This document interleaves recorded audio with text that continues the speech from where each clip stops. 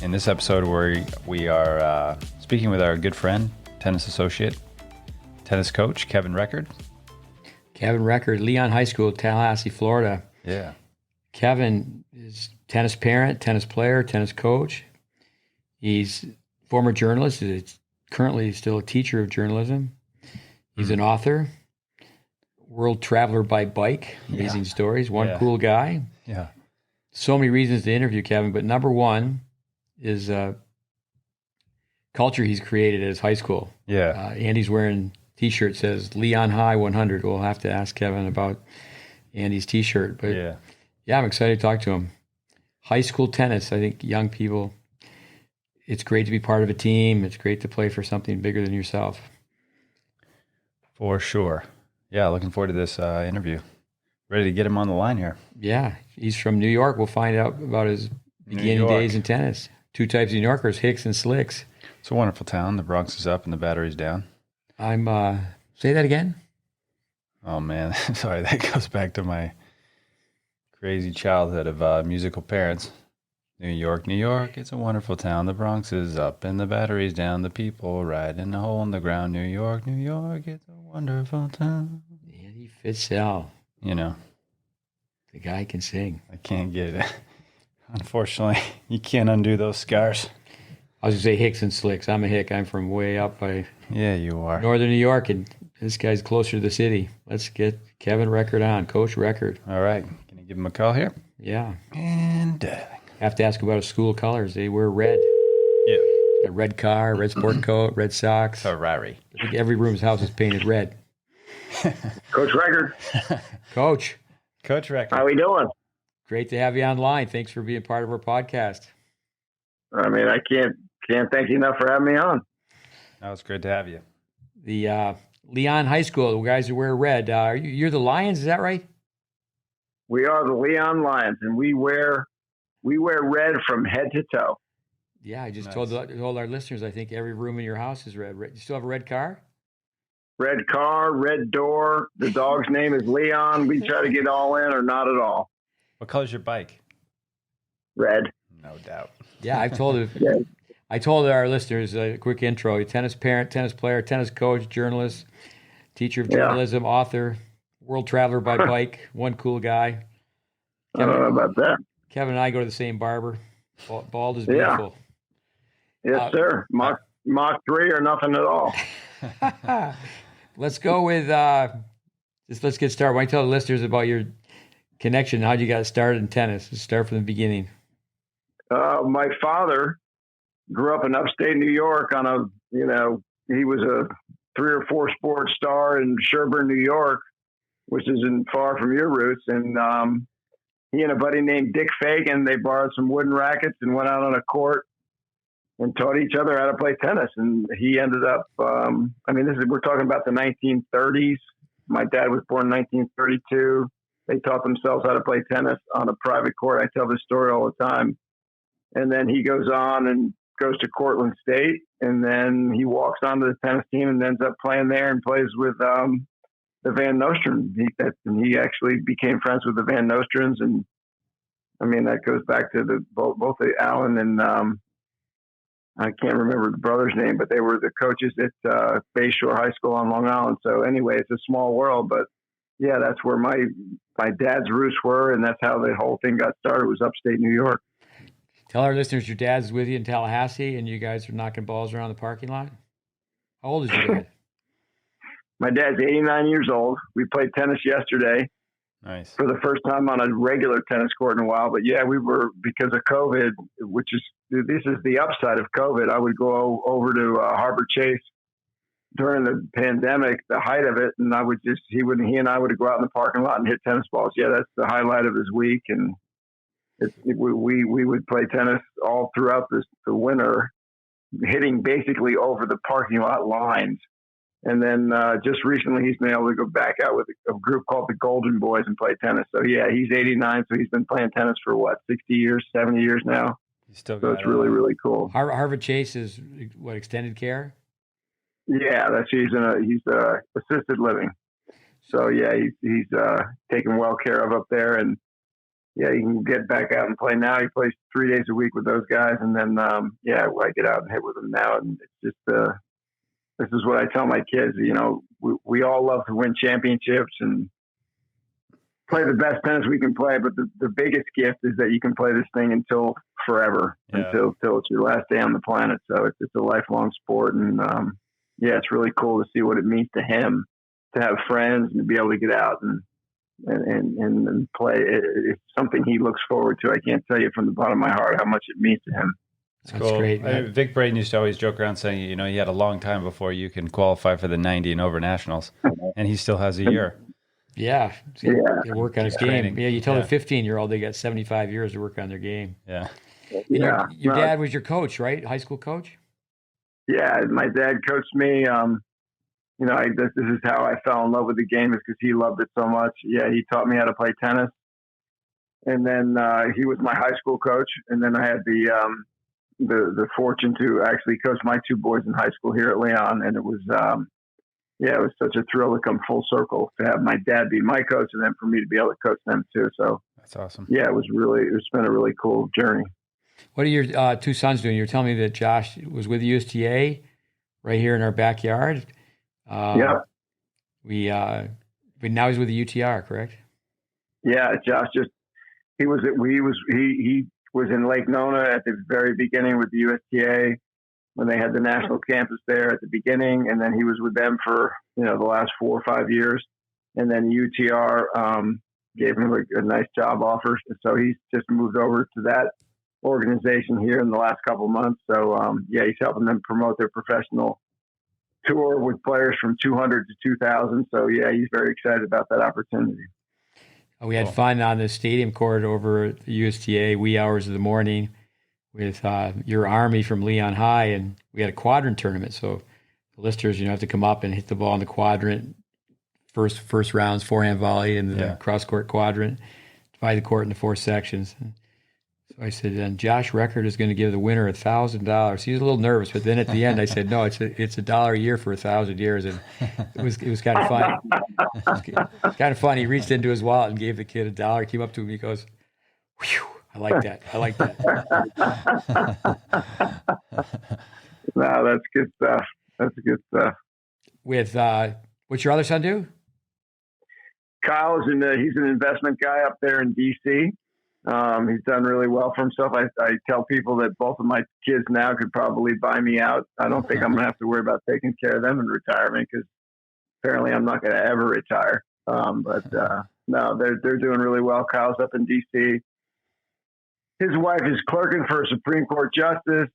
She graduated from Stanford Law. So he's done, he says he married the Roger Federer of girlfriends.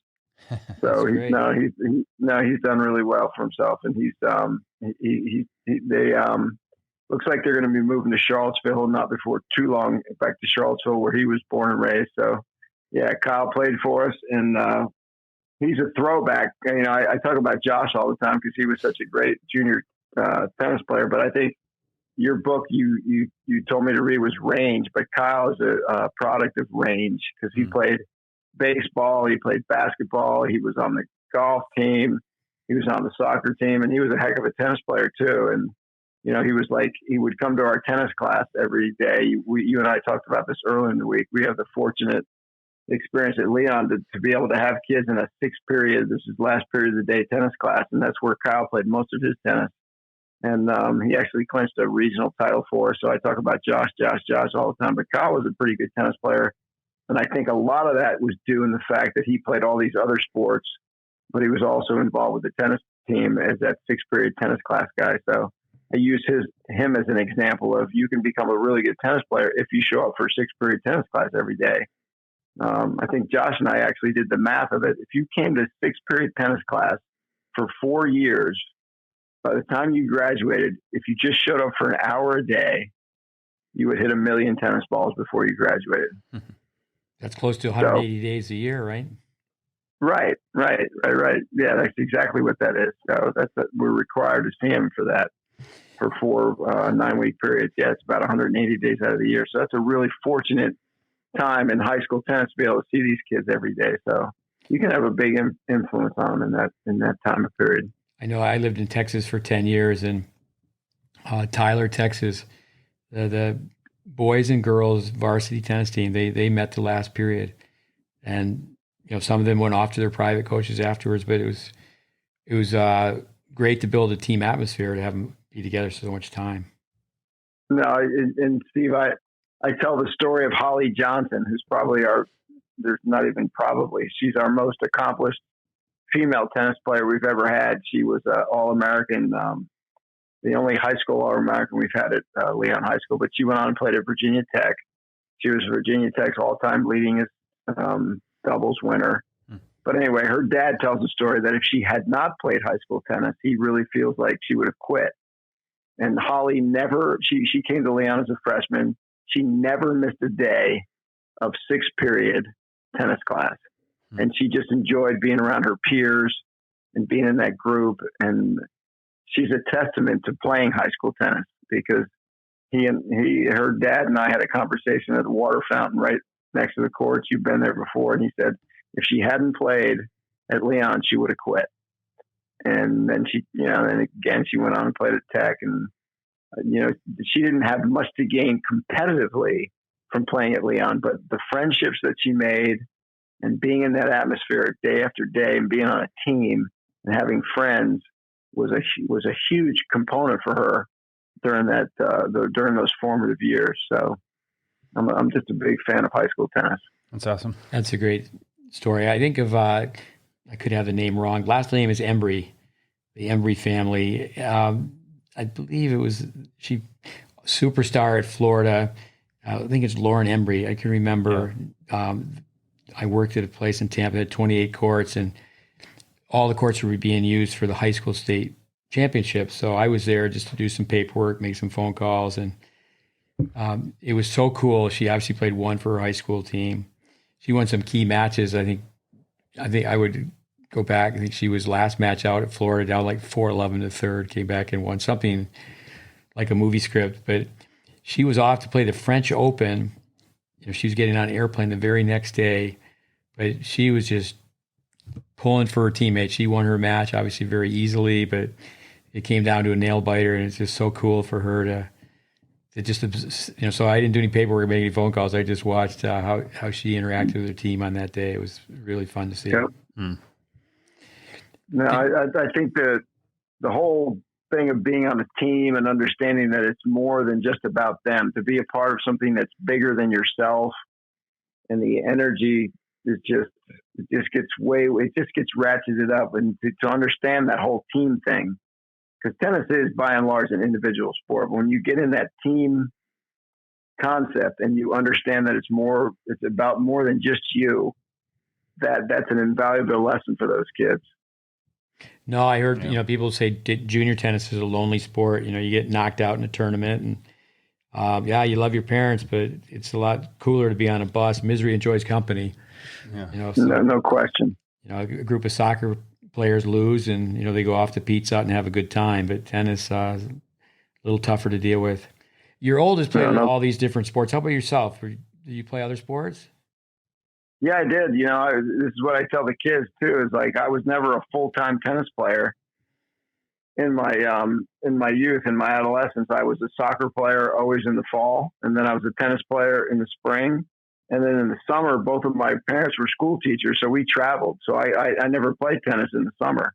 We were just traveling. We went across the country in pulling a trailer, and then we went across Canada. So we were always on the road in the summer. So I was left hungry. It's that whole Jimmy Connors thing, where you just, the mom always wanted him to want to keep playing. So that was my thing early on, is I wanted to keep playing more tennis, but I also played soccer in the fall and I played tennis in the spring. And so when I got to the college level, I was like, I think I wasn't even remotely burned out. I was just, all I wanted to do was play. And here I am, 61 years old. And like I think we spoke yesterday, I played doubles. I can't wait to get back on the tennis court tomorrow. Did your late mother play tennis too?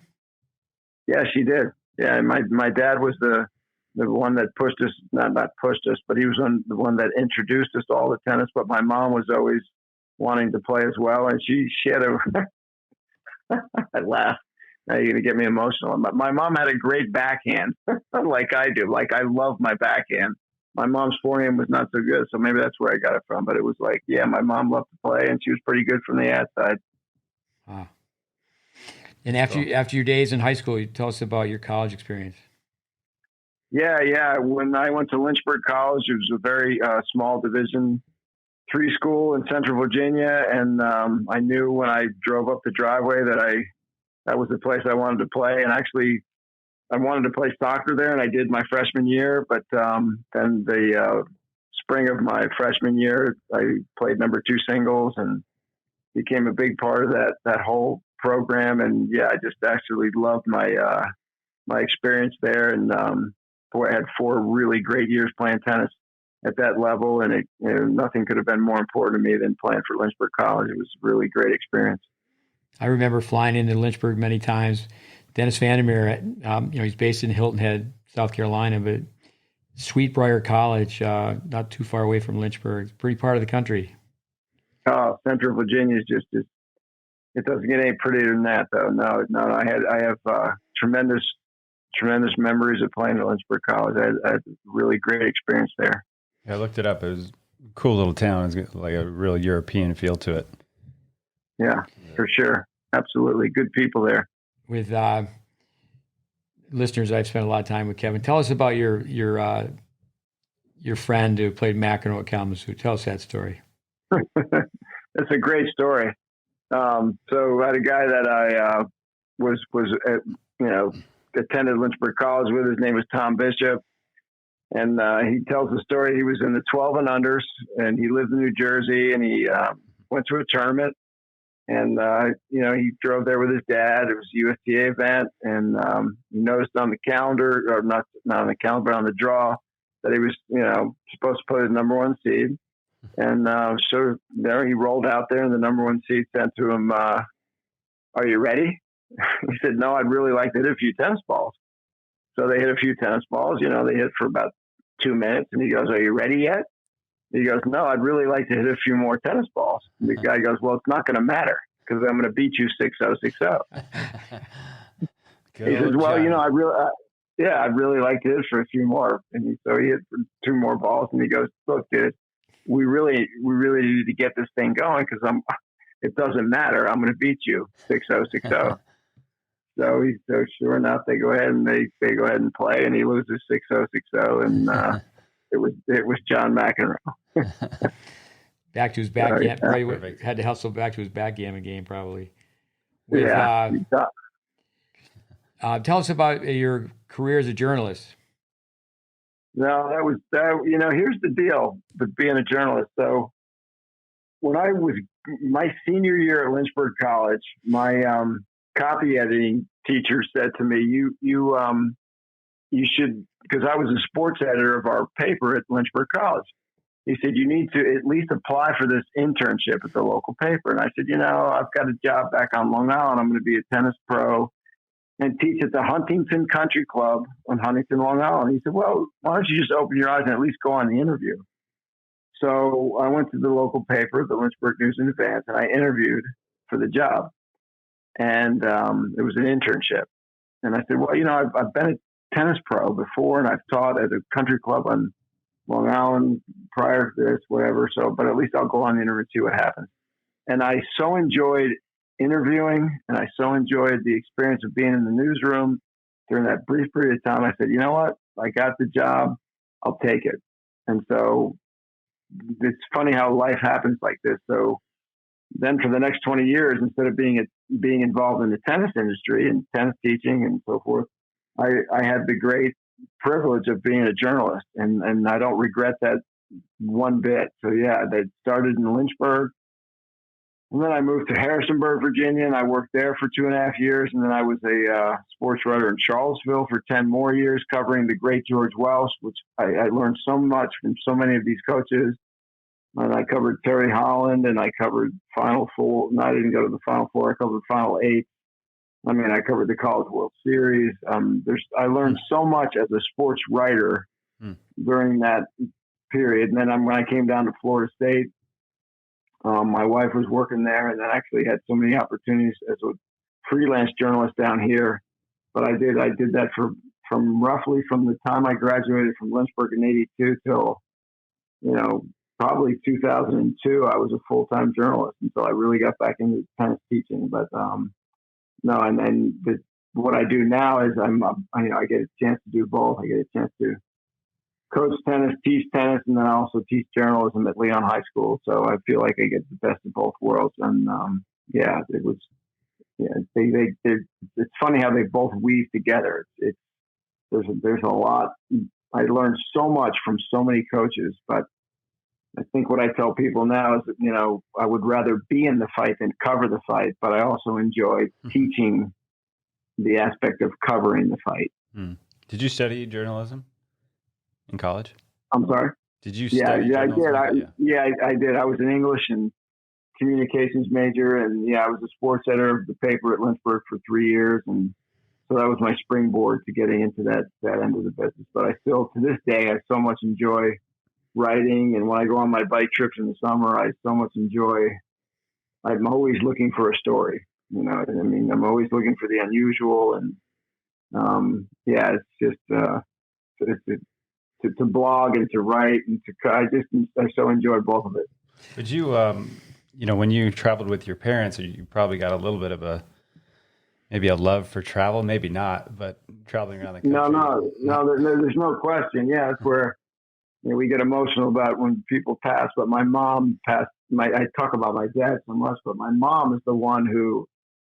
Here I was going across the country as a fourth grader. She insisted that I write every night after we saw whatever we saw as we were traveling across the country to keep a journal. Yeah, that's what I was going to ask you if you started to do that. So I owe so much to her, to the writing end of my love for writing and journaling. And I don't think it's any accident that my last name is Record, because we like to record things. So that instinct must have been cultivated somewhere. But yeah, she totally, pushed me in that direction to be a writer. And that's I still have my diaries from going across the country in 1969 in a Ford Country Squire. That's awesome. Going through all these national parks. Yeah. So she would tell us, that's where this whole love of blogging and writing and taking pictures and photographing and seeing these things during the summer. I love my summer bike trips.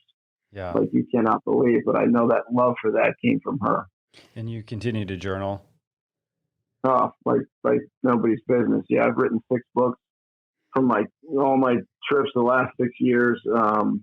In the last 6 summers from the trips that I've taken. I've been so blessed as a school teacher to have summers off and to be able to do the trips that I have with my bicycle. And that all comes from her for sure. I just finished Jim Lehrer's latest book, and he's so big on journaling. Kids just need to sit down 10 minutes, not just kids, everybody, and just have reflective thought. Let me have just one quick question with journaling. There's different ways to do it. These days, obviously, there's a lot of electronic ways where you can add the pictures and all that. Which do you prefer, the handwritten or electronic? There's no question. I think there's so much for me, and maybe I'm old school, but it's very powerful to handwrite. Yeah. It's just to handwrite it out. And even this morning, it's funny you guys talk about journaling. I'm a journalist. I teach journalism, but we talk about just, journaling and writing your everyday experiences. And I don't think there's anything that's more powerful than writing out these journals by hand. There's just something to putting pen to paper. Yeah. That's really powerful. Your summer trips as a kid makes me think of those Chevy Chase movies. When I worked for Vic Braden, I spent a lot of time coaching Chevy Chase with Rusty? Audrey? And Andy's got every movie down. Sees it one time and he's got it memorized. Not every movie, probably 98%. Tell us about, we're going to get into the nuts and bolts, everything you're doing with the great culture that you've created at Leon High School. I want to tell the listeners about your trip to Federer's birthplace, hometown. Oh, well, that's a once in a lifetime thing. So, so I roll into Basel, Switzerland. I was on a summer long bike trip from Oslo, Norway, down to Barcelona, Spain. And people are like, why are you going from Oslo, Norway, all the way to Barcelona? I said, well, I got two things I want to do. I want to make sure that I go ahead and roll through Paris. I want to make sure I roll through Basel because I'm just like this whole Federer thing. It's like he's the greatest tennis player and his game's off the rails, unbelievable. And then I want to end up in Barcelona, Spain, and because Nadal is probably the second best favorite player of mine. But anyway, so on my adventure, I'm going through Basel, and I had Googled, and I'm a journalist at heart, so I've Googled everything I can possibly know about Federer. So I'm rolling into Basel, and I plan on spending quite a few days there just to see where this guy began to play tennis. I want to know everything about his birthplace and how it went down. I guess the fun part of that story is I'm racing to get to Basel because I want to watch Federer at Wimbledon playing in the main draw on a big screen TV in some sports bar in downtown Basel. And when I get there, they're more concerned with soccer than they are with Federer. I forget that guy. So I'm a little disappointed there, but I did get to watch him on the big screen. I think he was playing Struff, and he beat him pretty convincingly. But anyway, so then the next morning I get up, and then I go to, I think it's like the very first place that he ever played, where his father was, employed, and this is where his game began. I can't remember the exact name of the club, but I went and saw that. I took pictures, and then I go back the next day, and I know that he played at the old boys club, and I got to see that. So long story short, this is a little embarrassing, but I'm just like Googling everything I can. And I'm at a hostel in downtown. This is my second day in Basel. And I got to get in touch with as many Federer people as I can. And I'm a journalist. And here I am. I'm on the toilet. I'm sorry, this is a little bit crass, but here I am. Google. And I run in, and it's early in the morning. And all of a sudden I see Madeline Barlocker, first Federer coach. And I see a cell number come up. And I'm like, well, I got to call it, right? What would I tell my journalism students? If you see a cell number come up, call it. So here I am sitting on a toilet in the hospital, and I call Madeline Barlocker. It rings 3 or 4 times, and this old lady goes, hello. I go, that was pretty good. Hi, this is Kevin Record. I'm the tennis coach from Florida, and I'm visiting town. And is this Madeline Barlocker, the first coach of Roger Federer? Yes, this is her. I'm like, you got to be kidding me. And next thing you know, we're having a conversation. And we talked on the phone for like 20 minutes. I asked her if I could come by and just visit with her for a while to talk about Roger. And she said she was going to have some surgery, but let's just keep talking.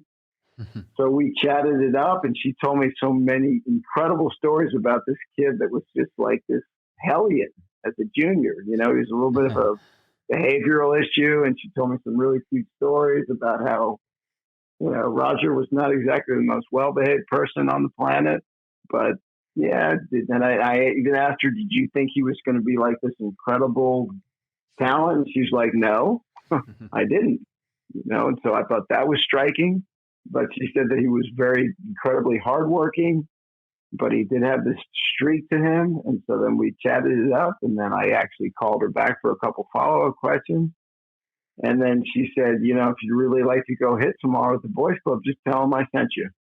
So I rolled out there the next day and actually played on the court in his name with a couple of members, whatever. It was just a really cool experience. And I got to see where he grew up. And, apparently he was like, and everything she told me and what I've read is that he was this incredible soccer player. And he had to make a decision to be, was he going to be a tennis player or was he going to be a soccer player? And to see the stadium surrounding the boys club, where he grew up and where he really honed his game, for him to make that decision to play tennis instead of to play in those, because the junior soccer stadiums over there are just enormous. So he obviously made the right decision, but apparently he could have been one heck of a soccer player too. So anyway.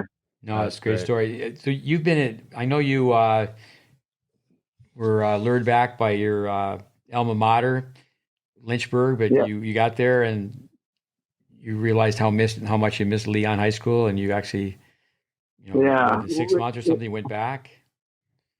Yeah, when I got to land, that was my dream job, as we've talked about, and it's something I thought about doing for a long time. And I love that place, and I was so honored that they wanted me to come back. But here at Leon, I'm afforded the opportunity to be around kids for literally 180 days out of the year. And as a Division III tennis coach, what really sort of set me back was after I took the job, and they say you're only going to be exposed to the kids for essentially 4 weeks in the fall and another 12 weeks in the spring. So 16 weeks out of 52 weeks out of the year, when I can be around the high school kids in their formative years for 180 days of the year, I just felt like I'm an outdoor guy, and I like to be around the kids. And I was like, I'm not sure I'm going to be able to handle this in an office.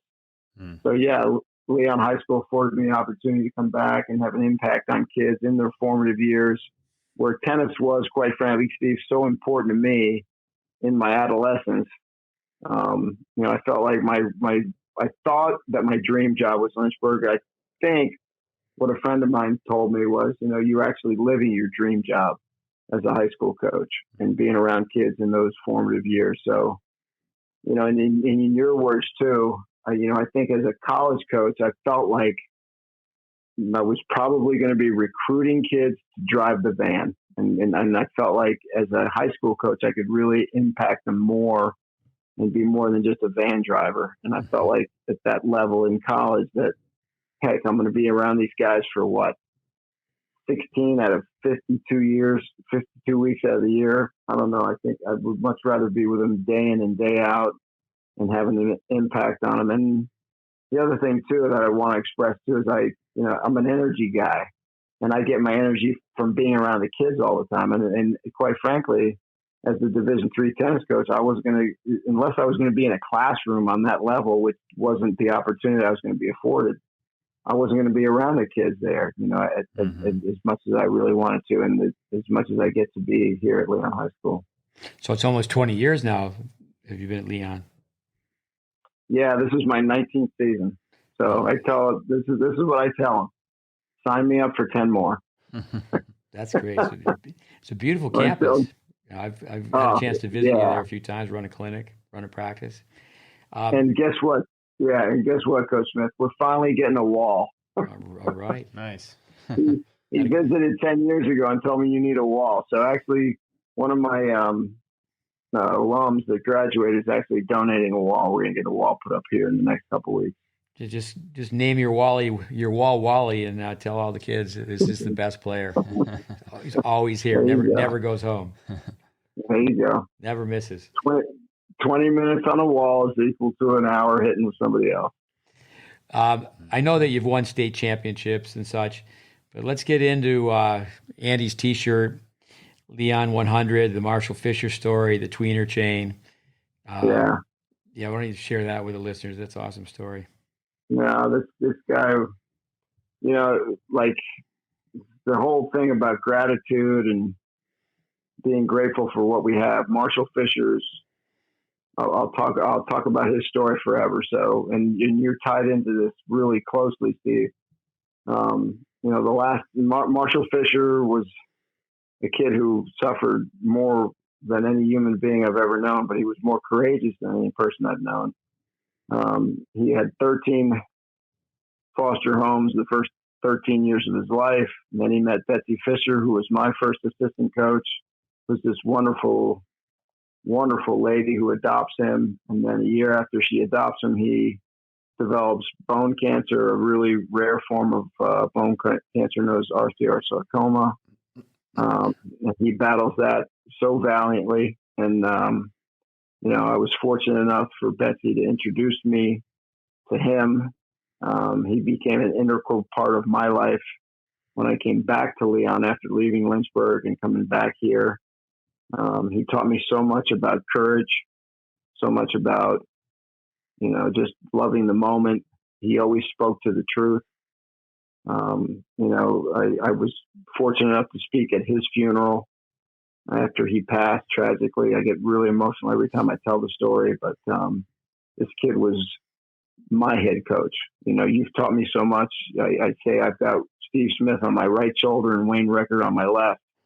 The two of you have taught me so much, but Marshall Fisher taught me so much about courage and gratitude and fighting and moving forward. But at his funeral, Betsy said that everything he went through before he passed and all the different places he went to get treatment, he would always tell people, you know what? I play tennis. And, as a troubled adolescent, I used to tell people the same thing. I play tennis. So, in his honor, after he passed, we taught him, we taught so many kids at Leon High School, the Tweener, because the last time I ever hit with Marshall Fisher, he was in his wheelchair. He's got bumps all over his body, and hit this cross-handed shovel shot. It was a super duper trick shot. And so in his honor, we teach kids at Leon High School first when we're trying to turn them on to tennis is the trick shot. And we teach them the Tweener. We teach them the progression that you taught me, which is a really cool progression. And like I can get I've taught like 200 and something Tweeners now. It's over the last couple of years. It's insane through the progression that I've seen you do on YouTube. And it's like every shot, it's just like we have to teach them in chunks and in progression. So your gift to me and to these kids is I've taught so many kids Tweeners, and we give them a shirt after we teach them the Tweener, and on the back of the shirt it says I play tennis, which is what Marshall Fisher would tell people, I play tennis. And so this whole thing has just gone on. And we had 2 years ago we actually taught 100 kids the Tweener, and we had them playing at lunch, we had them playing on the varsity, we had them playing on the junior varsity, and we had a Fisher Fun Bunch. With COVID, probably only 90 kids playing this year, so we'll get it ratcheted back up to 100 next year. But to be able to turn kids of adolescents that might be struggling to figure out where they belong and who they are, to be able to turn them on to a lifetime sport through the Tweener, through your progression, through Marshall's spirit is, I'm getting emotional just telling the story, but you have no idea what impact you've had on all these kids. And I just can't thank you enough. Oh, you're more than welcome. I tell the listeners, your team was playing. The USTA National Campus is such a beautiful place. And of course, you didn't do it last year because of the pandemic, but the 2 previous years, we have a sunrise clinic, and it's like, you had an army of people come to that match. Tell us a little bit about that field trip. No, it's we, me, I don't like to do a little of anything. So yeah, a couple of years ago, we put them all on an Astro bus, and you told them to bring as many jump ropes as we could, and we handed them a jump rope when they got off the bus, and every single one of those kids got up at 6 a.m. and did a sunrise workout with you. And then we did it again last year. And when we couldn't do it during the pandemic, that was one of the first things the kids said to me is, are we going to get to go to Lake Nona and do the sunrise workout, And so I hope that's something we can do next year moving forward. But it's just a super duper cool experience for all of them. And again, I can't thank you enough for that. So I know Andy was at the second one that we did. It was fun. Got a lot of video. I think that what's so great about high school tennis, especially the culture you've created, is just the atmosphere, and it's just so cool that the kid who is just learning to make contact with the ball is giving high fives to the number one player on the team, and no clicks. No, you're exactly right. I mean, there's so many stories, Steve. I can tell you of high school kids who are like, at that age, they're trying to fit in. They're trying to find a group that they can identify with. Mm-hmm. And I was too, and that's why the high school tennis is so special to me. It's like, that's where I felt good. You get me inside those white lines, hitting that ball. That's a place where I could feel good about myself. And I know that's the connection I can make with so many of these kids. There's nothing like it. And to be a part of something bigger than themselves and to have a community.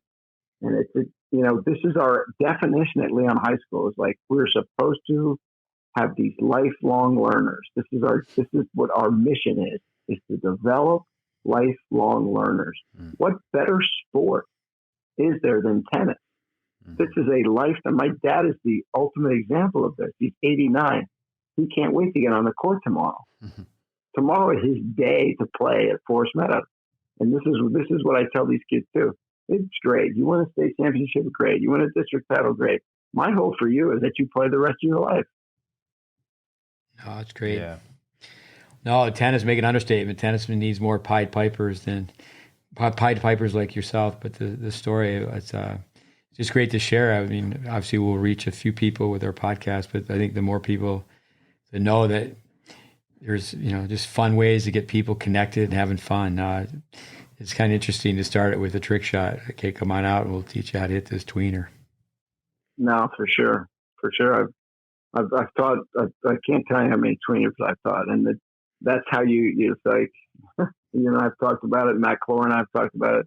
To hook them on a trick shot, they're all trick shots. The forehand's a trick shot. For me, the forehand is a trick shot. Yeah. So is the serve. So is the underspin backhand. They're all trick shots. So the tweener's no different than any of them. So, you taught me the 7 essentials. I call the tweener the 8.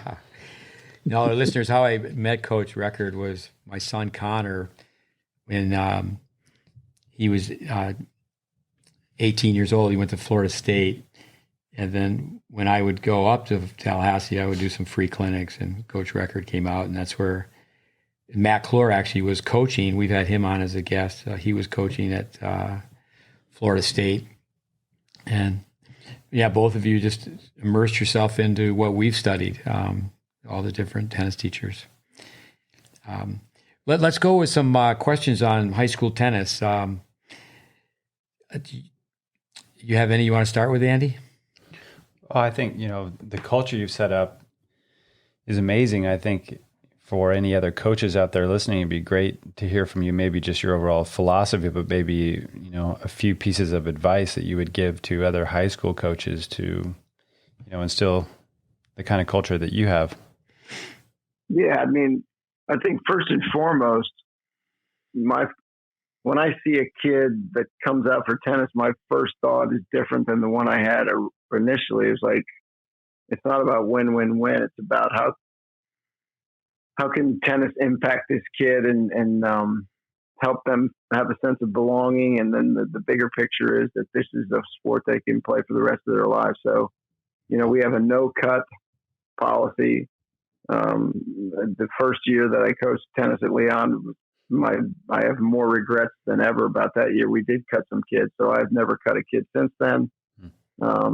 If they want to play, we're going to keep them, and we've got a spot for them. We'll figure out a way to get them to play. But just the fact that you can introduce them to this lifelong sport and get them hooked and get them, like, I cannot tell you the looks on some of the kids. Even I get more of a kick out of some of my junior varsity players, ones that are further down on the ladder, that they have a place to go after school to hang out and to be with.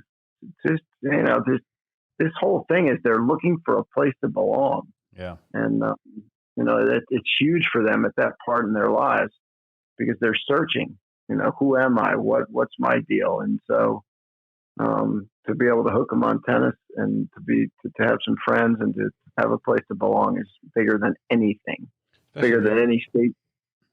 Go ahead. Yeah, I was just going to say, especially these days when it seems like so many kids just want to go home and play some video games or whatnot, just to be outside, be active, and then obviously all the things that one can learn and experience through tennis. Yes.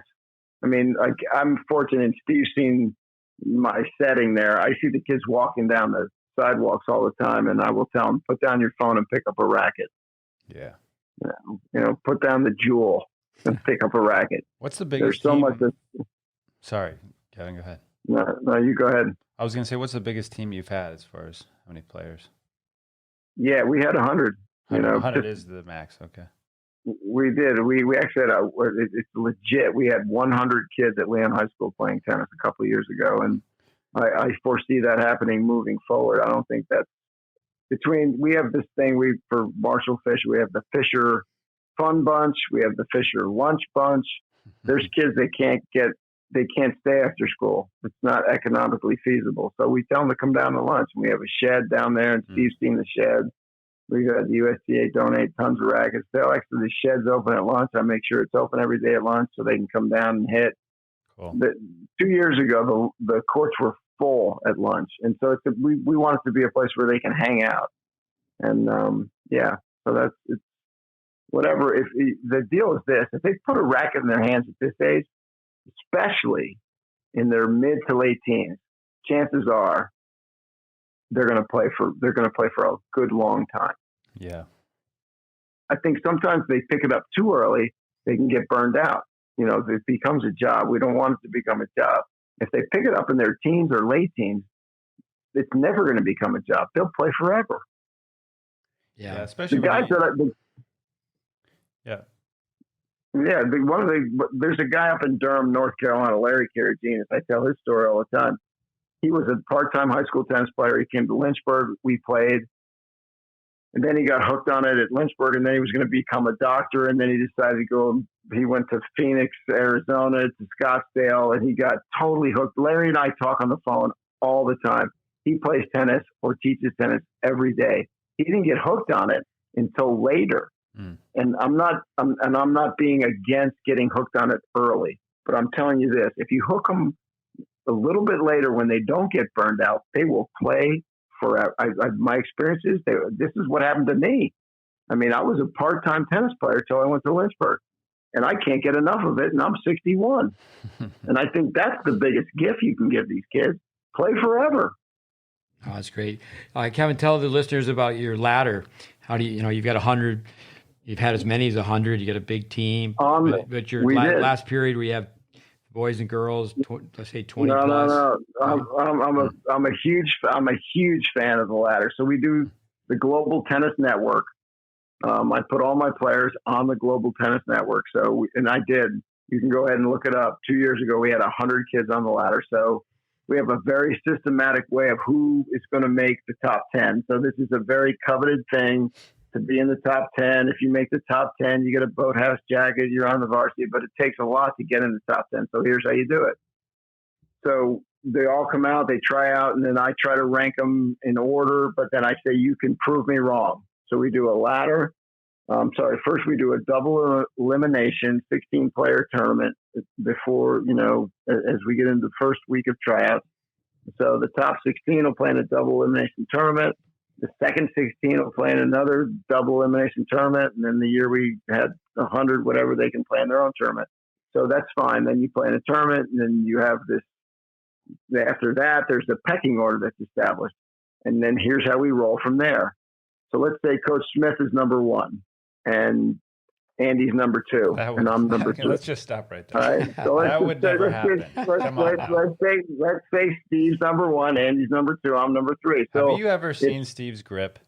Let's just stop this for a minute. There is no way that would happen. I've seen on the GreatBase Steve's grip looks okay. Let's just make this realistic. Let's put me at top, number 1, Steve's 2. It's okay. Let's rewrite the script here. Come on, you're a journalist. All right. I mean, I met Steve long before I met you, but I think you're wonderful. So Steve's 1, Andy's 2, I'm 3. So let's say right. Steve beats Andy once. All right, that's fine. But Steve's got to beat Andy twice. Again. So if Steve's number 1, he beats Andy twice, Andy's locked out. He can't play 1. But let's say Coach Recker's 3, and he plays Andy, and by some magical thing, by some magical circumstance, he beats Andy the second time, but Andy's beat him once. Now, Andy's got to beat him twice. So if Andy beats me twice, I'm locked out.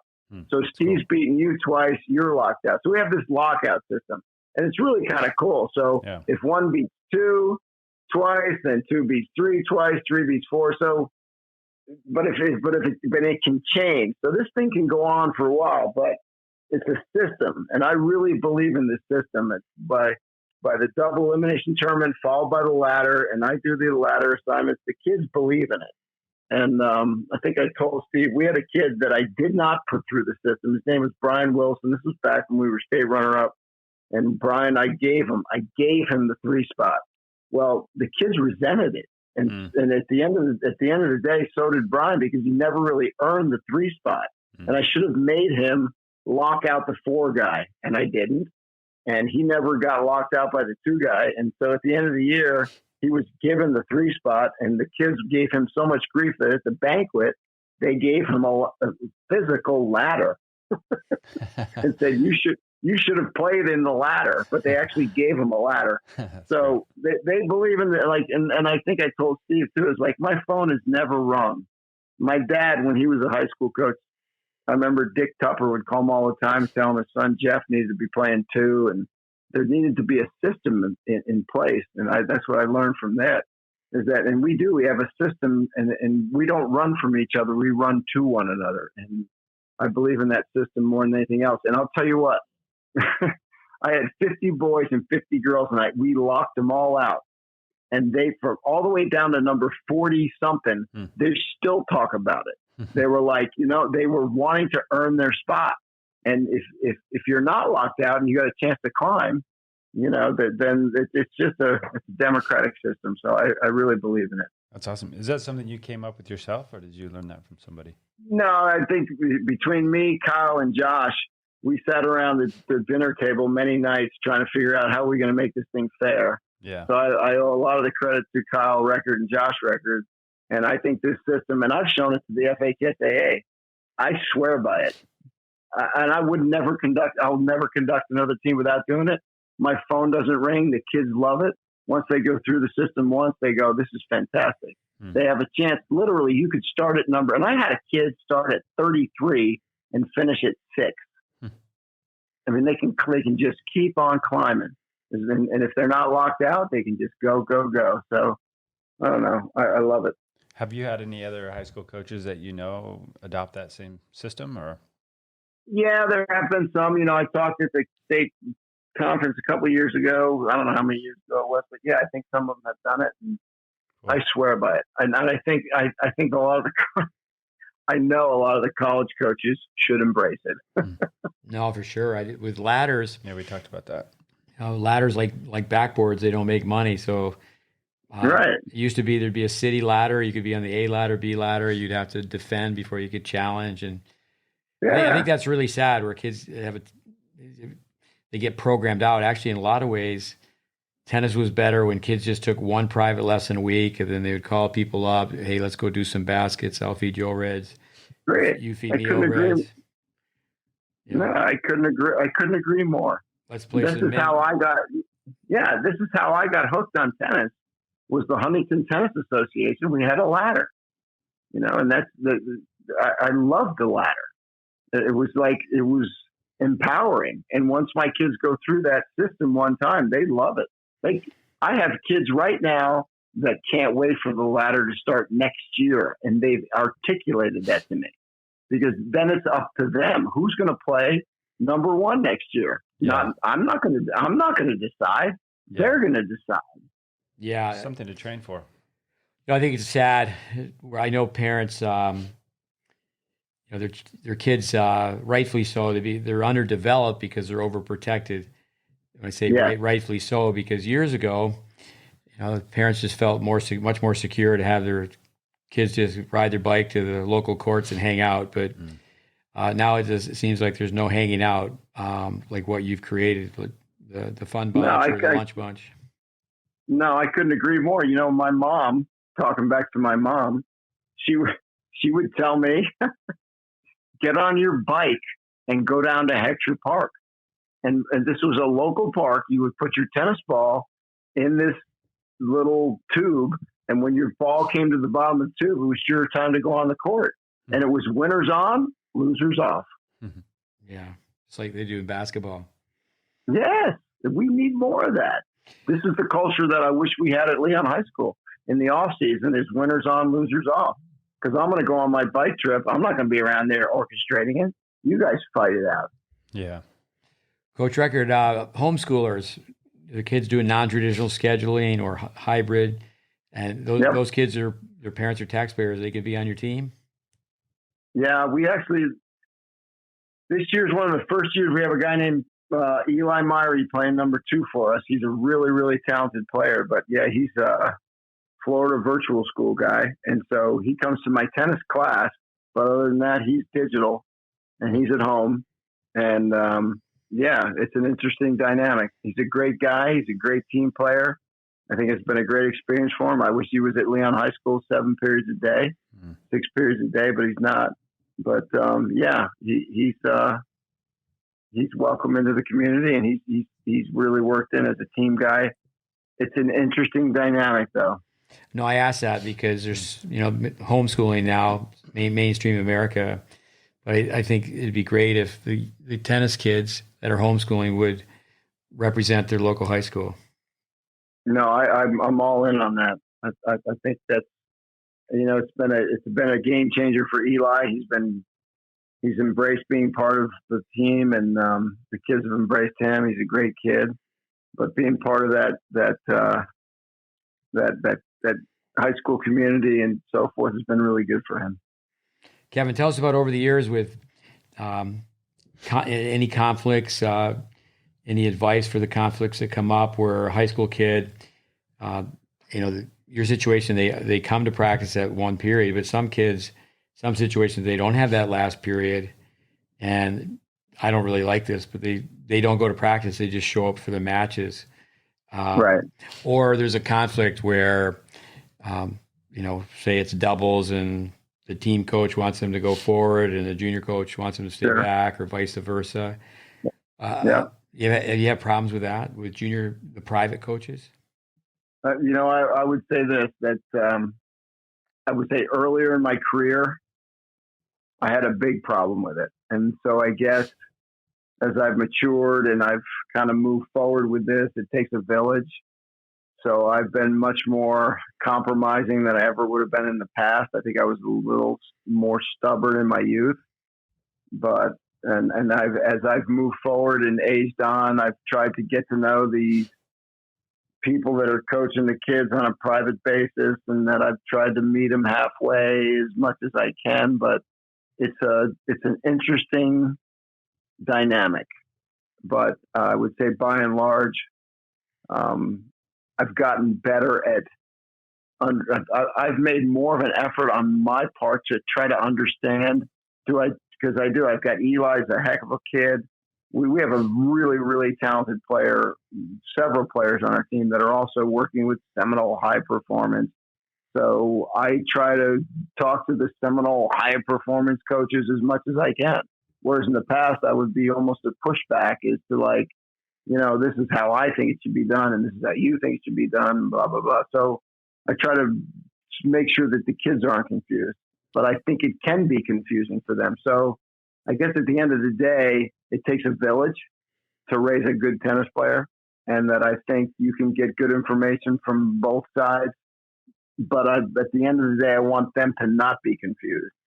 That's the most important thing, and that we're on the same page. So I think at the end of the day, it's really important for the adults and the pros. And I mean, I consider myself a teaching professional, and they're teaching professionals.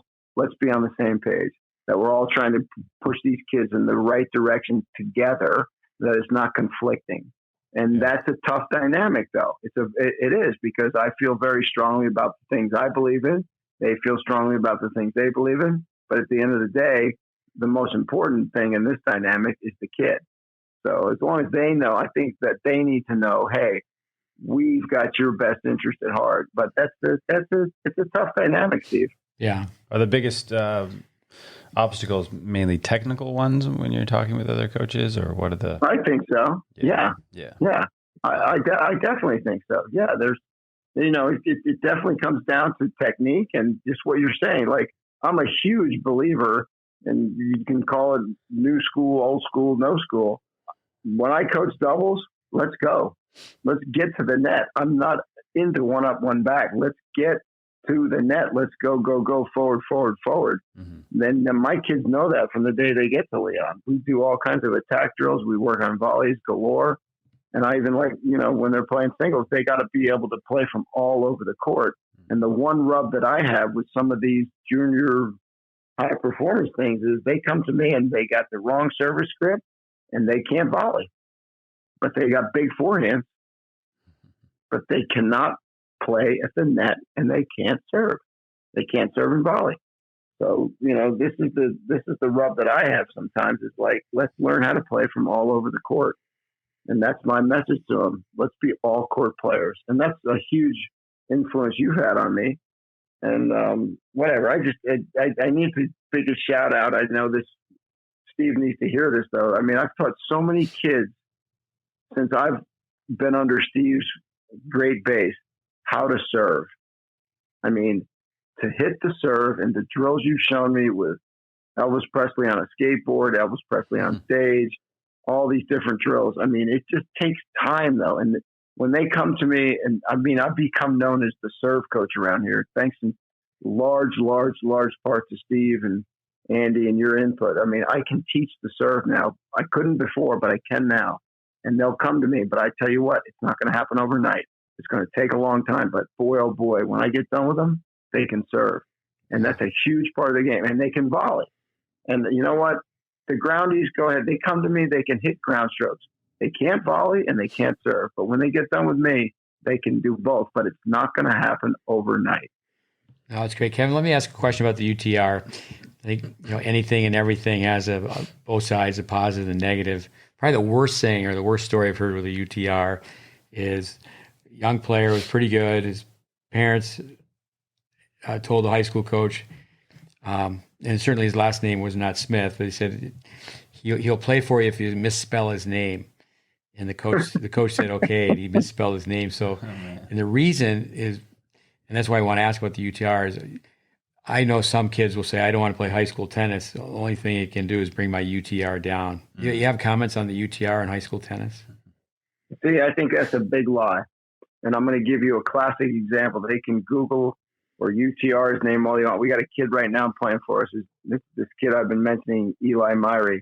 He's a case study. We input every single high school match into the UTR. His UTR has gone up a full point playing high school tennis. So I think that's a bunch of baloney. That I think if you want to get recognized by college coaches, you should play. For number one is if a college coach calls me and I can tell them what kind of a team player they are and what kind of a human being, what kind of character they are and what they are like in the team setting, I can tell them because I've coached them. And the other thing is the UTR, yes, the UTR doesn't lie.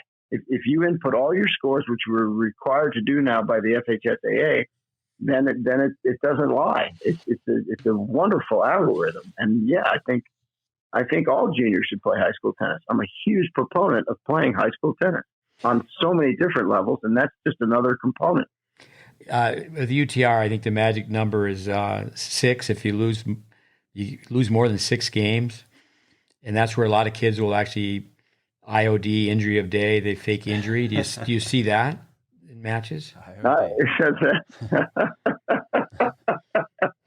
haven't seen a lot of that. That's interesting. No, I have not seen a lot. That's unbelievable. Yep. They just go out, they just tank. Yep. Yeah, I heard one other thing, and I'm all for the UTR. I wish the USTA had just totally embraced it. Spent a lot of time in a different capacity working with Dave Fish. When he was at Harvard, he used our curriculum for 12 years, but he had so much to do with launching the UTR. Dave Howell out of Virginia, he's considered the mastermind where he copied the French system. But junior players. Josh and I were talking about this kid Eli Myrie the other day. He said he's a case study. For saying yes, you should play high school tennis. I mean, I really believe in their whole motto is play locally, count globally. Yeah, no, it's great. It's like the title of a good book. It's self-defining. Why don't you say that one more time? Locally, globally. Play locally, count globally. It's the truth. You don't need to go like when I was trying to get Josh to get recognized to play it on the next level. We traveled all over the planet, spending all kinds of money. You don't have to do that anymore. Yeah. With the UTR, though, I think where I've heard one thing, and it's not to be doom and gloom, but a kid can't really go out and experiment. Somebody goes out and goes, I know I'm going to win this match. So they Right. will hit an underspin backhand the entire first set, or they serve and volley some. But I think they're so wrapped up in the score that many times Right. they're not looking to try new things. But build some skills. Sure. But actually, like I think I think Wayne Bryan said it. If you could, walk around your block or get on your bike, or your mom gives you a ride, you should be able to play all different levels of tennis before one 12-year-old gets on an airplane to fly 3,000 miles to play another 12-year-old. No, I couldn't agree more. Could you touch upon fundraisers a little bit? What do you do to raise money? Yeah, we've through the years, this is 19 years around the block, we've done all kinds of different things. And thanks to you, we've done a tennis teaching marathon where we've raised money for the Marshall Fisher Fund, and we've raised money for our own program doing tennis teaching marathon, where you have kids get sponsored by local businesses to teach tennis to people who've never played tennis before. That's a big one. We've done car washes. We've had one parent that rented out a local theater where they bought the theater for $1,000, and if you spent X number of dollars on tickets, then you sell the theater out. So we've done that one. We've done so many different fundraisers. We've done Boston Butts, where you sell Boston butts for X number of dollars. That's been a big sales one. But I think the tennis teaching marathon is probably our most popular one, and the one that I like the best because it sort of spreads the message of playing tennis, period. What does that go through that again? The tennis I'll go teaching through marathon? it quickly. What we've called it is sunrise to sunset. You pick a day in November. Of course, it depends on what part of the country you live in, but so days in November, about 10 hours long. It's nice to say, okay, get 20 people to give you $2 per hour, and then you practice 10 hours. So each kid's going to raise $400. Now, you can have a commercial sponsor or a individual sponsor that just will write you a check for $400, but to have each kid come out, and what we do is for the 10 hours, we take 10 minutes for a break, and we get the local grocery store to supply the orange juice, sponsor orange juice, bagels, bananas. And then we get people to donate prizes. So we have 10 minutes for prizes. And then you have the 40 minutes where you got to pace the group. And it's amazing how people can really learn. Say, okay, we're going to go very slow. And if you're going to be out there for 10 hours, say, okay, we're not going to run lines right now. We're not going to do sprints. We're going to slowly drop hit a forehand, see if we can drop hit it in the basket and make it a contest. But yeah, it's a fun way to get a group of people together, and certainly you got to have a rain plan for it. It'd be nice if you could hook up with a gymnasium. But sunrise to sunset tennis marathon. People do it as a walkathon, try to raise money. Yeah, that's great. With anything you want to share with us, Coach? I've got one or two more questions. I don't know if Andy does. Anything in particular you want to share with the listeners? I'm trying to think back right now. I feel like we've touched on a whole lot. No, I just to love the game. As you've worked with Chuck Creasy. One of his quotes that comes to mind is like, if you get a kid to fall in love with tennis, the rest of it will take care of itself. And so this is why I tell you, I got my dad on one shoulder and I got you on the other. It's like, you've taught me so much about technique and the fact that this is a skill sport and it takes a lot of reps to develop the skill, but you've also got to get them to fall in love with it. And so if you get them, that was one thing, the gift that my dad gave to me, that he just loved it so much from the bottom of his heart. And I know you do too. So between the two of you, if you get them to fall in love with it, and then they have to have this appreciation that playing tennis is like playing the violin. I mean, it's not easy. It's a skill. So, and it's a beautiful thing too. I think that's the beauty of tennis, is that it does take time to become become skillful at it. It's not pickleball and it's not racquetball. It does take a while to get really good at it, but then once you get good at it, there's nothing better than it. Mm-hmm. I think a good exercise for junior tennis players, high school tennis players is, YouTube. It can be an amazing resource. Obviously, a lot of us you lose so much time with YouTube. What do we say? YouTube clips are like potato chips. You can't have just one. Right. But if you were to go to, just plug in Pete Sampras' Hall of Fame speech, and that's a good example of passion quotient. Pete was the quiet champion, but he, in that speech, just showed how much passion he really had for his game and for the family and for what people had done for him. How about a feeder system, Coach? Do you, how do you connect with junior high or elementary? Is that, something you're doing in the community?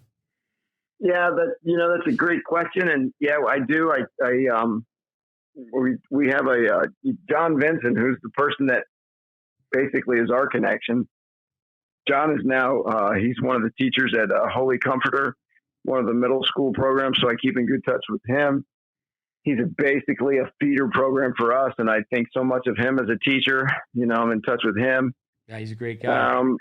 Yeah, he's a really great guy. Played number one at Wake Forest. So we get a bunch of our players that come from Holy Comforter and that come to Leon High School. So I would call him a feeder program for sure. We're always on the same page. We don't have as much. I would love to see, and we don't have it, and I'm a proponent of it, is the having middle school tennis across the board, where Kyle and Josh went to Raw Middle School and some of these other middle schools. They do not have it as a team sport. They've got golf, they've got basketball, they've got all these other sports, but they don't have tennis as a team sport on the middle school level. So I'd love to see that, but they do have it at Trinity, which is a feeder for us. They do have it at Holy Comforter, which is a feeder for us, but those are private schools. I don't see it as much on the public school level, and I think that's a shame. So that's something as moving forward, I'll definitely push to see it happening at those schools as well as the public schools. With I just have a couple more questions on scheduling. Do you have, dual sports athletes, or somebody's playing three sports? Is there a conflict from one season to the next, or is there a conflict where kids, they need to go play a USTA tournament? How do you deal with that? This is a great question you just asked me. I was actually talking to my principal about this 2 days ago. This is a great story. I have a freshman at Leon High School. She's a girl. She played number 3 for me this year. Her strokes are horrific. Her strokes are terrible, but she's an athlete. She can run like a deer. And she got all the way up to number 3. My girls are not terribly strong right now. She has a sister who's a junior, she's a starting quarterback on the flag football team. Long story short, she's also on the soccer team. She's the best golfer at Leon High School. I told my principal, I want that girl playing tennis next year. And she wants to play tennis. And I'll share her with the flag football team. Let's go. I think too many sports right now, they're hogging these kids and they're just making them be one-dimensional. I think that is big time disservice to the kids. So my feeling is I'm big on multi-sport athletes. Like I told you, Kyle played 5 sports at Leon High School, and he was a heck of a high school tennis player.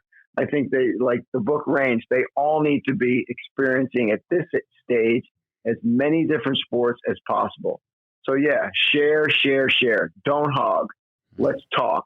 Let's talk amongst each other. Let's not say you have to be this 365 days a year person that's playing only one sport. I think that leads to burnout.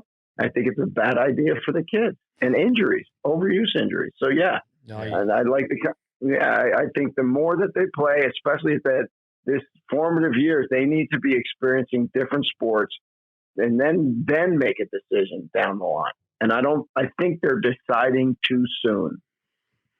No, I think with the 365, that number every day of the year, that, okay, a kid's going to be a tennis player. When I was growing up, soccer was really only played in a few places. It was played in the Boston area. It was played in St. Louis, but it was just a PE sport. I mean, Sure. Our hockey coaches use it for dry land training to teach us breakout plays. But so I was really excited when soccer started to become a sport. That was not an opportunity that kids my age had in America. It didn't exist Right. in most question. places. But then when Right. soccer came along, and the next thing you know, it became year-round soccer. It wasn't just like I was a total runt. I remember playing I have a brother, for example, who he always weighed too much. He couldn't play Pop Warner football. So I think it was between like 80 pounds and 110 pounds. And so when he was in kindergarten, he weighed 115 pounds, whatever. But so my first year, I couldn't even get a uniform. I was such a runt. And then by the third year, I was going both ways. I was first line on the big time Pop Warner football team. But my brothers came to my rescue and said, "Hey, you need to run cross country because you're a freshman in high school and you weigh 90 pounds." But I mean, I would have loved to play soccer. But when it did come on the scene, to digress, I've been told by so many people that American kids don't play pickup soccer. We have kids go for some running. Today was a rainy day. We had some kids run, and other parts of the world, kids will play 8 hours of soccer. They just play all day, and the American kids won't play. You don't want to put everybody in the same boat, but they just don't play unless it's totally structured. Nope. That's where with pickup tennis, let's just just go and hang out and just keep playing. Are the tennis courts your courts? Are they locked up? Do you have to lock the courts up? Or are they available? Yeah. For people?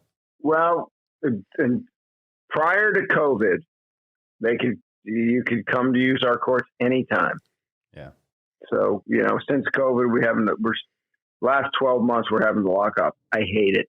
Yeah. I hate the fact that I have to lock my courts when I leave. So my dream at Leon High School, as I move forward, is to have those, when the courts open back up, is to get it back to the way it was when I was growing up at Heckscher Park, where you could show up, you put your tennis ball in the tube.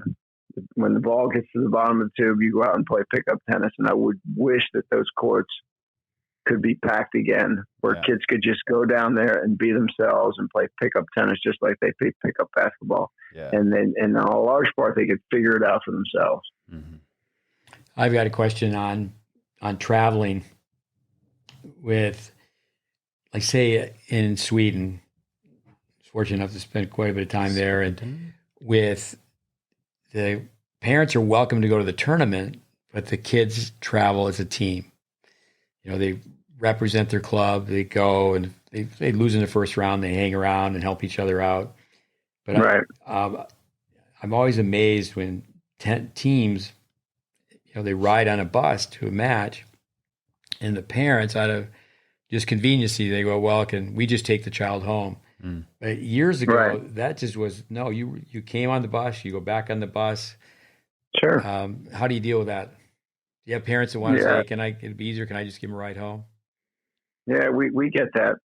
And my answer is, it's better if they're hanging with their peers. Yeah. And that they go as a group, they come back as a group. But and you deal with that. It's like, God, it's in tennis too, is like, they're so enabled. The culture is that they're so enabled, so young. It's like, I'll carry the kids' bag, I'll get their water, I'll get their snacks, I'll get their drinks. It's like, come on. Yeah. We're suffocating them too much. They need to, it needs to be like, let's just man up and you want to be a grown up? Let's go. Yeah. They get too much attention and they become hypersensitive. But the parents, 100%. I think of my late mother, she would just go, "Are you kidding me?" Right. Let the kid be a kid. I mean, cut the cut the cord. The umbilical cord needed to be cut. 100%. Like I couldn't agree more.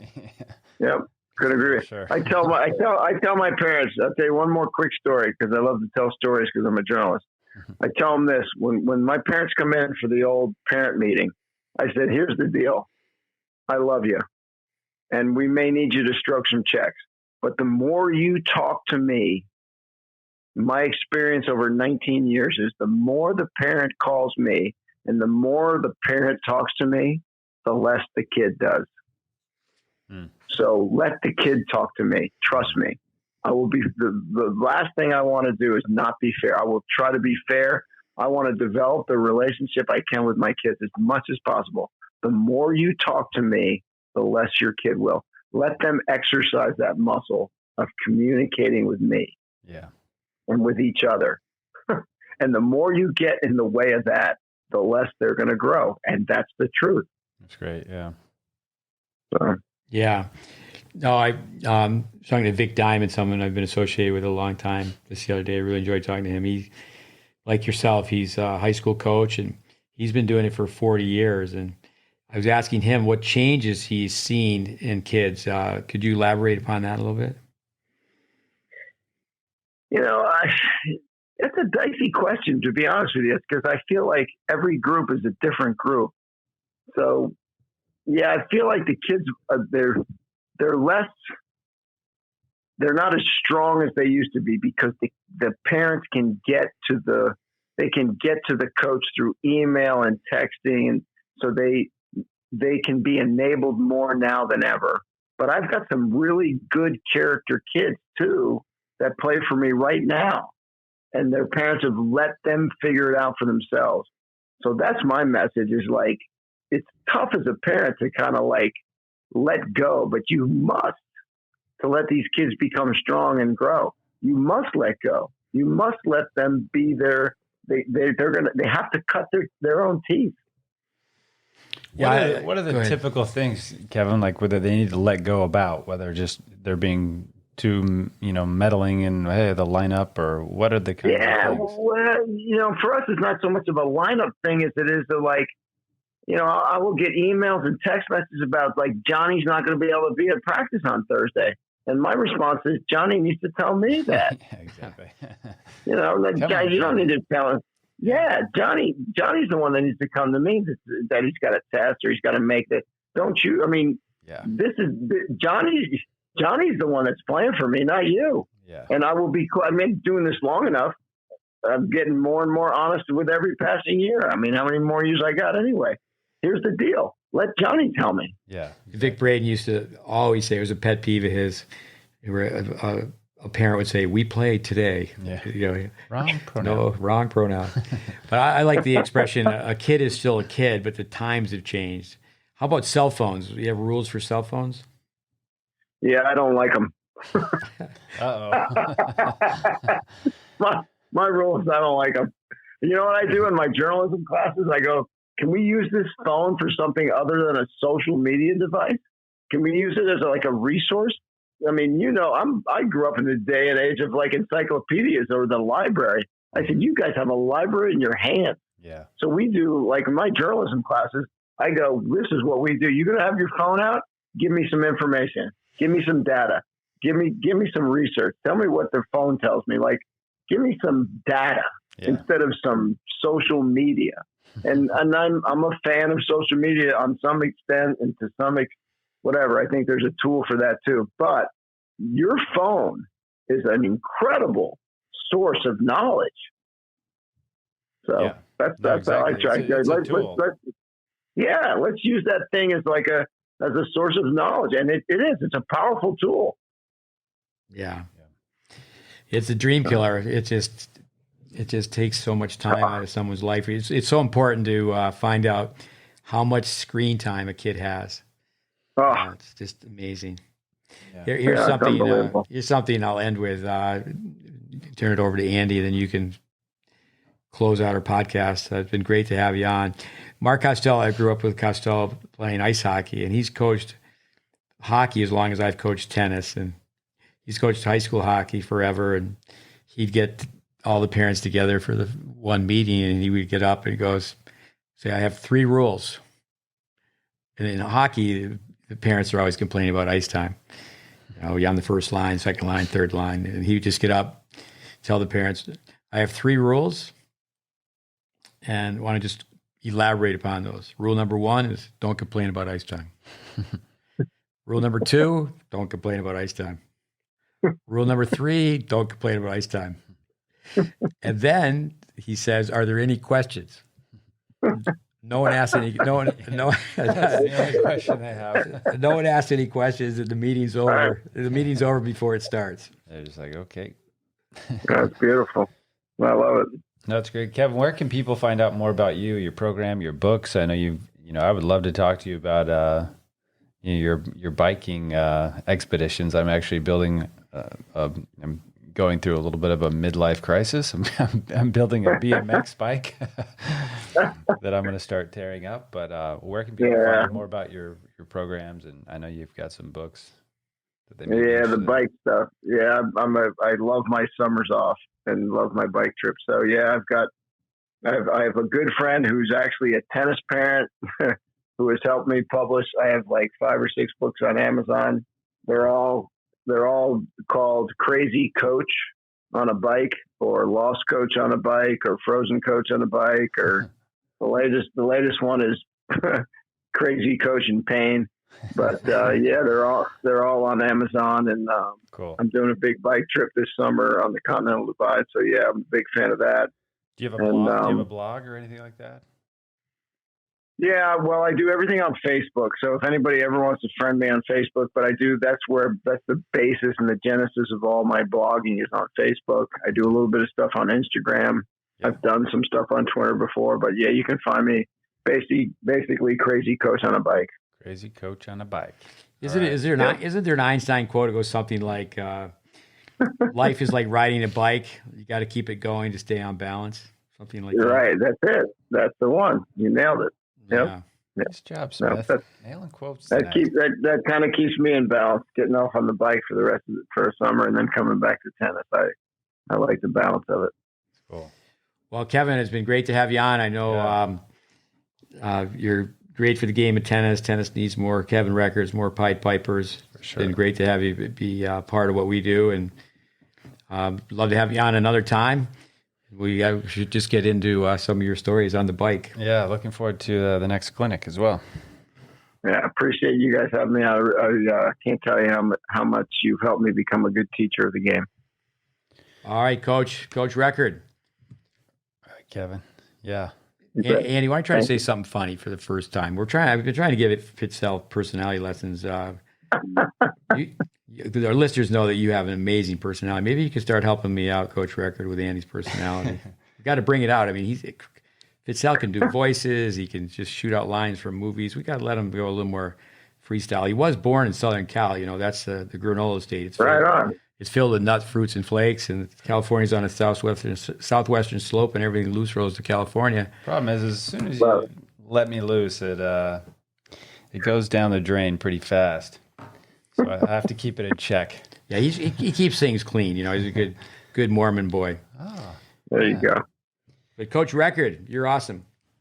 All right, appreciate. Yeah, thanks a lot. Thanks all the best. Time. All right, man. Appreciate it. All right, bud. See you. You bet. Bye. Bye. Well, that was great. Hopefully, listeners, you got a lot out of that. Kevin's got a lot of great stories, experiences, and the clinic that I was involved with when was that now? Like a year ago or so? It's been a while. That was really fun. It would have been a large group. We skipped it, so it would have been a year ago. Yeah, that was really fun. It was the pandemic.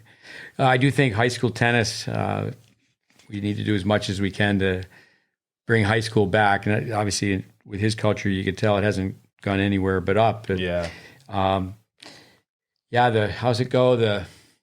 Unfortunately, the individuals become bigger than the program. Yeah. And it'd be great to have kids play for their area high school. And I think it would definitely prepare them.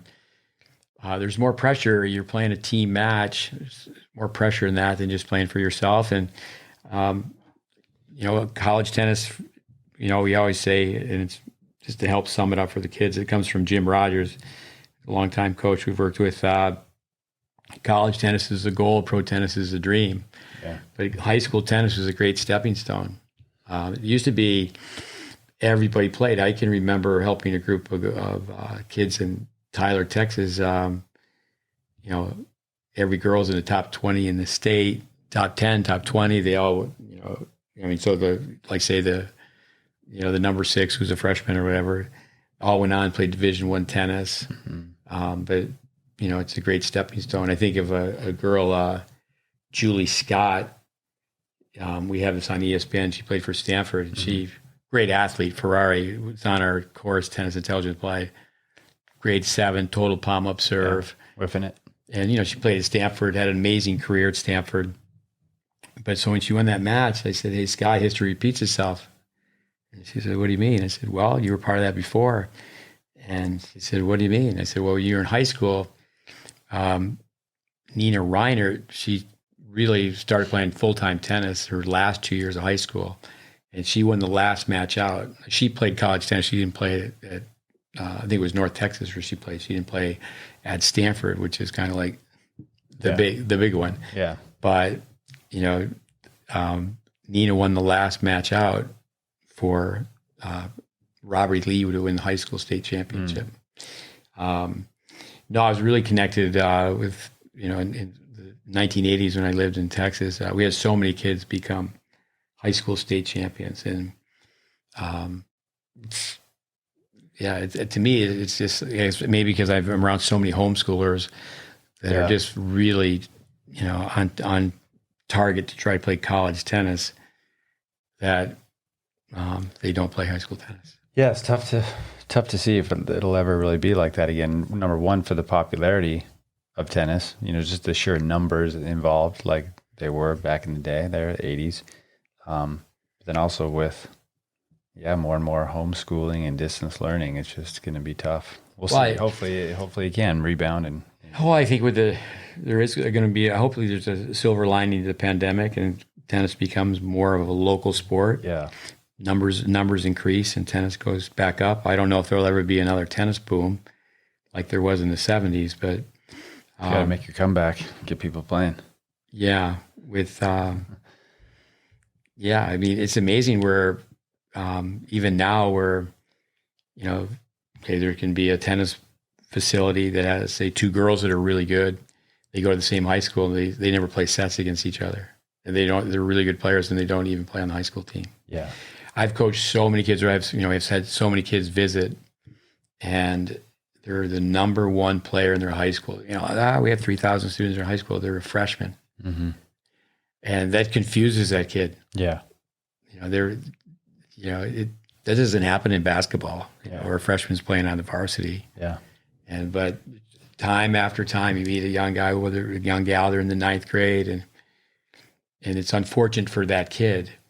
But tennis, I just think, we need to come together more unity. I think it's been mismanaged. I think it's become too much of a business. And that's where, I think sometimes a coach who's on salary, they can cross the line. But it's a different line. Maybe they're a little bit too intense or a little bit too tough, especially in this, cupcake world that we're living in. But on the team side, but then on the junior side is, the junior player becomes your client. That's like, no, don't use that word. I don't like that word, yeah. But anyway, Kevin Record, thank you very much. Great guy for tennis. High school tennis needs a plug, needs a push. Yeah. Thanks everybody again for listening. You can find Kevin, Crazy Coach on a Bike, Crazy Coach. Google it, search it out. And as always, signing off. Andy Fitzell, Steve Smith. Find us online, GreatBaseTennis.com. We got lots of free stuff for you to improve your tennis game. Yeah, it sounds like my forehand needs work.